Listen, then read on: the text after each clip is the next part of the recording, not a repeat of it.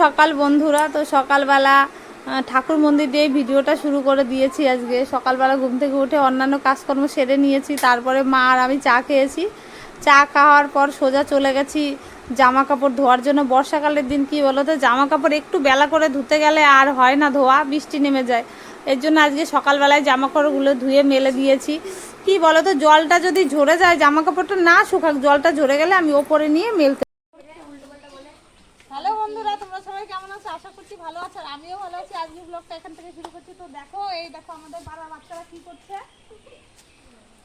এই দেখো, তোমাদের শুরুটা দেখাচ্ছি, মাঝখানেও দেখাবো, শেষ কতেও দেখাবো। এই যে ঝুলন তৈরি করছে, সবাই মাটি দিয়ে রাউন্ডটা করছে আর সবকিছুই করবে। এখানে খেলার মাঠ হবে, তারপরে কি কি হবে এই বল, কি কি হবে বললেই দাও। পাহাড় হবে, কেদারনাথ হবে, শ্মশান হবে, বন হবে, গ্রাম হবে, তারপর হচ্ছে খেলার মাঠ হবে, তারপর হচ্ছে রাধারানী ঝুলবে। দেখো বন্ধুরা, এই যে আমাদের পাড়ার সব কারিগর ঝুলন তৈরি করছে। আর তোমাদের যদি কারো এই কারিগর দরকার হয় অবশ্যই কমেন্ট করে জানাবে। তাহলে চলো দেখতে থাকো। সকালে কাজকর্ম সেরে গেছিলাম পাশের বাড়ি আমার এক বান্ধবীর বাড়িতে, একটু দরকার ছিল। তো ওখানে গিয়ে দেখি এত সুন্দর ফুল ফুটেছে ওদের বাড়িতে, আমার এত ভালো লাগে ফুল। তা ফুলটা দেখে আর লোভ সামলাতে পারলাম না, তাই ক্যামেরাবন্দি করে নিয়ে আসলাম। আমার ভালো লেগেছে, তাই তোমাদের সঙ্গে শেয়ার করব বলে ক্যামেরাবন্দি করে নিয়ে এসেছি। দেখো ফুল গাছগুলো এত সুন্দর লাগছে, আর বর্ষাকালে চারিদিকটা সবুজ, সমস্ত গাছপালায় ফুল ফুটে আছে, খুব সুন্দর লাগে পরিবেশটা দেখতে। আর এইগুলো কি ফুল বন্ধুরা আমি ঠিক জানি না, তোমরা যদি কেউ জানো অবশ্যই কমেন্ট করে আমাকে জানাবে। আর ফুল গাছে যদি ফুল না ফোটে বন্ধুরা ভালো লাগে না। গাছে যদি ফুল ফুটে থাকে সব সময় দেখতে খুব সুন্দর লাগে, আর বিশেষ করে বর্ষাকালে দেখো। আমার ভালো লেগেছে, তাই তোমাদের সঙ্গে শেয়ার করলাম ভিডিওটা। আর কি বলো তো বন্ধুরা, আমি কিন্তু বেশি কথা বলতে পারি না, মাঝে মাঝে আটকে যাচ্ছে, কিছু করার নেই। তোমরা কিছু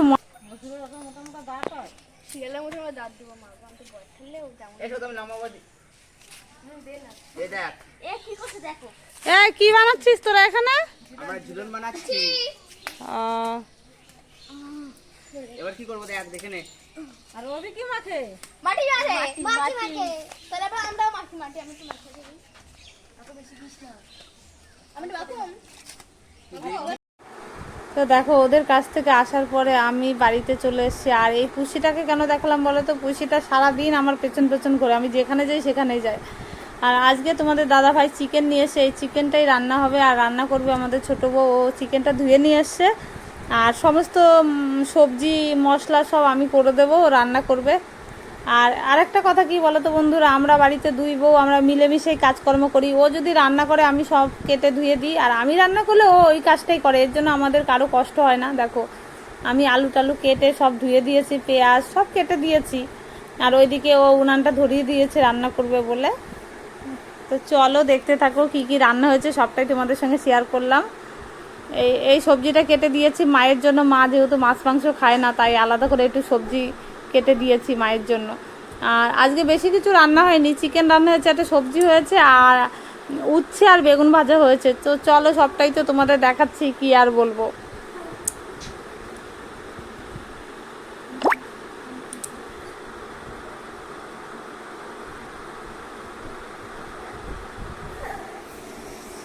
আর কি বলতো বন্ধুরা, বাড়িতে যদি কয়েকজন থাকে না, মিলেমিশে সবাই করলে কারো কষ্ট হয় না।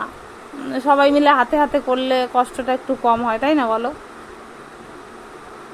তো দেখো চিকেনটা আজকে খুব ভালো হয়েছিল খেতে। তো চলো, আর এরপরে চলে গেলাম সন্ধ্যেবেলার আকাশটা তোমাদের সঙ্গে শেয়ার করার জন্য। তো দেখো সন্ধ্যেবেলা আকাশটা এত সুন্দর লাগছে। আকাশে মেঘ করেছে, এইদিকে অন্ধকার হয়ে গেছে, যেহেতু সন্ধে হয়ে গেছে, এদিকে মেঘও করেছে। তো চলো দেখো বন্ধুরা, কার কার বাড়িতে এতগুলো জামা কাপড় হয় বলো তো তোমরা, অবশ্যই কমেন্ট করে জানাবে। হ্যাঁ, আমাদের বাড়ি দেখো এতগুলো জামা কাপড় হয়েছে, এগুলো সব এখন ভাঁজ করবো। তো চলো দেখতে থাকো।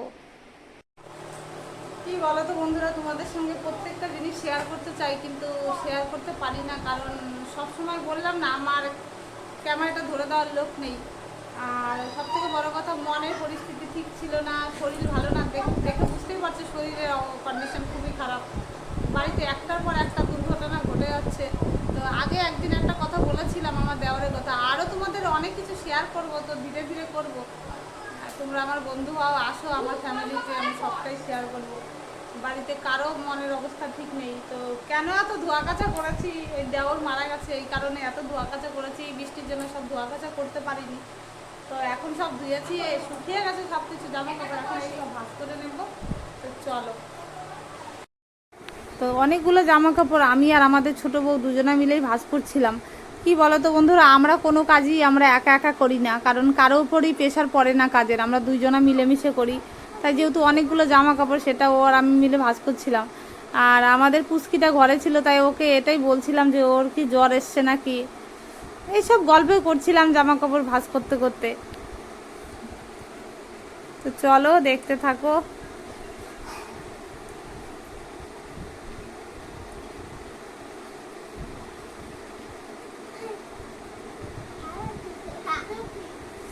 আর আমাদের বাইরে মানে আমার সিঁড়িতে আমাদের একটা যা বসেছিল পাশের বাড়িতে, ওই দিদিটাকেই ঘরে ডাকছিলাম আর দিদির দিকে বারবার তাকাচ্ছিলাম। ওই দিদির সঙ্গে একটু কথা বলছিলাম ইশারায়।